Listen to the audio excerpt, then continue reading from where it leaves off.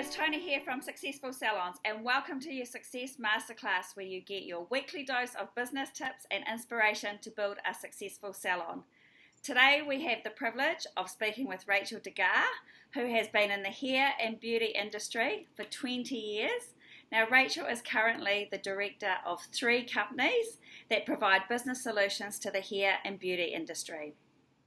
One of those companies is Worldwide Salon Marketing, New Zealand, and Rachael also created her own program, Salon Staff Coach, and more currently is the director of the Chase Life Extension Foundation, where she developed alongside winning biologist Dr. Bill Andrews One Truth 818, which is a unique anti-aging serum.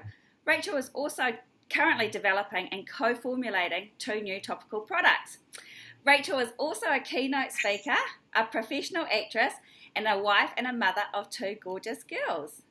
And more recently, and it's exciting news, Rachael is a finalist in the Pandora and Next Magazine Woman of the Year Awards. Congratulations, Rachael. It's an accolade that is well deserved, and I wish you all the best for the announcement on October the 13th. Thank you. Hey, I want to wake up with you every morning, Tony, so you can say that all over again. I feel amazing right now. That's awesome. I'm so happy and excited to have you on the call with us. Yeah, thank you. Thank you for inviting me. Oh, no, you're more than welcome. So what I thought, Rachael, is I'm getting a whole lot of questions from our members and non-members about how to take a product. They all want to have their own brand or product. So I thought, who better to talk to than you? Yeah, cool. So do you just want to give us a bit of a rundown on how you came up and why you wanted to do it, and then how you managed to formulate it and take it globally? Yeah, sure. And I think it's not surprising that we get these questions a lot because we're dealing with entrepreneurs, and people kind of think, oh, well, I'm not a product developer. I own a skin clinic or I own a hair clinic, but you can't stop that bug. Once you start being in business and working in business and creating something, you just want to create something else. And especially if it complements what you've already got. Totally. So it is just natural that we're surrounded by people who are going, what next? What next? And it's great. I love that. I love that passion. Oh, I hear that. As you mentioned, Tony, I have a few companies, so I obviously am one of these people who sees opportunities. And the thing about opportunity is it's like an open window, and it's there for a little while, and it's about this big, and you have to jump in it before it's this big, because when it's this big, everyone jumps through that window, and you haven't got your niche market anymore. You haven't got the USP. You're just one of many doing that same thing. So I was presented with a really unique opportunity, and I was pregnant with our second little girl, Gabriella, and I don't know, pregnancy seems to motivate me. I launched Salon Staff Coach, like I launched it at the Hilton when I was 3 months pregnant with Emmy, and I remember I was up till like midnight every night, like finishing writing it so that I could actually get it done, present it, and be able to get it out there on the market before I gave birth. And it's like, and I had this mentality of, I'll give birth and have a little break. Yeah, speaking to any parents out there, it's like, what? Yeah. But I become an insomniac when I'm pregnant too. So that actually is quite helpful. Not that I'm having any more kids, no more kids. So I was pregnant with Gabriella, and this opportunity came along with a molecule that was suspected would have really great applications in the cosmetic industry. So I had been working with Dr. Bill Andrews and his team. I'd actually had a great interest in what they were doing. My brother also works with Dr. Bill Andrews, so that's how the opportunity came to me. And I started rewriting all of their business plans because they weren't business plans. Basically what they had written, and we're dealing with scientists here, so I'm not knocking them. They were doing what they knew. So they were looking for investment, and so they would write, this is who we are and this is what we need to achieve this. Here we go. There's nothing in it for the person investing. And it was quite highbrow science too. So they were approaching people who weren't scientists and people who were business people looking for opportunities, and there was nothing in there outlining what the opportunity was for them or how it worked or how their money would grow. So there was no reason for anyone to invest. So I was able to take the science, reword it so that a layperson would understand it, and also see commercial opportunities in it, because yes, for the anti-aging research, this is what they're achieving. They're achieving amazing things, but there's no point achieving amazing things if it's not made into a commercialized product to get it out there to the masses anyway. A textbook is wonderful, but how does that help humanity? And generally speaking, when you're helping humanity, you're also making a profit from it. It's definitely a win-win situation there. So that kind of thing. So I was writing all the business plans and that sort of thing.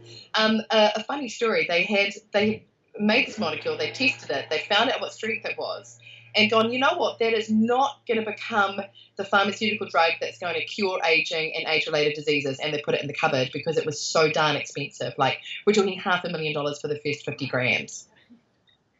Arguably, because I haven't looked into it, but I would say it's probably the world's most expensive cosmetic ingredient now ever developed. So it sat in the cupboard for years. And then it came to light at what strength they had done all the testing and found these, quite remarkable results from it. And it is so effective in such a small dose that we were able to say, hey, that's back on the cards. We'll try that again. So we took the opportunity. So, the window was this big. Nobody put a neon sign saying, this is going to work. This is going to become this. Or, I'm going to do this for you. It was, Rachel, do you want an opportunity to look at this? And that's what it was. So I secured the license to the rights for it, and I got the worldwide license rights to it for something that we didn't really know how it worked. But at that point, that's when I thought, you've got to really protect your IP. And at worst, I would have had a license to something which was no use in the cosmetic industry.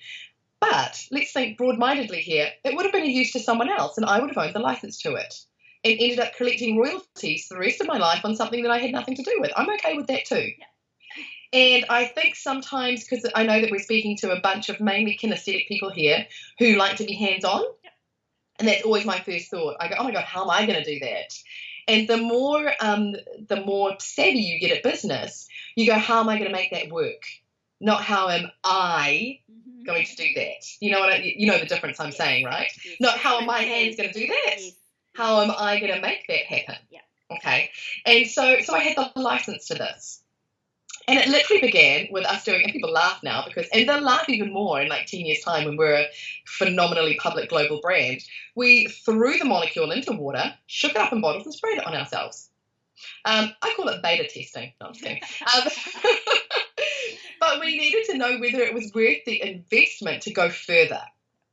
And it really was. Like, we were seeing results on our skin and changes in our skin within a few weeks just from doing that. So as a company, we decided, okay, we're going to make that investment. Now, I'm going to be completely honest with you. It cost about $130,000 to get our serum independently tested. Right. Let me go back a little bit, actually. First, I had to develop a serum. Yeah. Now, I have a great cosmetic knowledge and a great knowledge of the skin, but I'm not a cosmetic chemist. And I didn't have any money. So we started Chase Life Extension Foundation with $4,000 capital. That's it. We needed to get that made. So I worked with a cosmetic chemist who is amazing and got him to work for free by instead offering him a percentage of the profits when we started commercializing the thing. So you need to start thinking, if you don't have $1 million in your bank account, and quite often in our mind that's the hurdle. How are we going to do this? I don't have the money. Well, think smarter. Yeah. And I've learned over the years what my skills are. And you need to learn what your skills are. My skills are at presenting and marketing and my skincare knowledge and my knowledge of the industry and all those things. So I put those forward as my asset. And then I work out how to make things work and surround myself with the people that I need to fix that bit. So I paid nothing to get the serum formulated. And that's the key, I think, isn't it? Surrounding yourself with the people that can help you get it done. So it's not necessarily something you have to do yourself, and that's what people, that's what we need for everyone to understand. You don't have to do it yourself. It's about surrounding the right people around you and thinking outside the square. Yeah, less of this and more of this. Yeah, totally. Yeah. And I often think too, the cosmetic chemist that I approached, had he have been, I have to have this amount of money up front and this, or I'm not even looking at it, you end up with someone who's driven quite differently. Whereas what we have, this breakthrough, And in fact, we got someone passionate who was just like absorbed with getting it right. And it wasn't about the money, just knowing that the money will follow, but their absolute mission was the same. We had the same goal and the same vision. Yeah.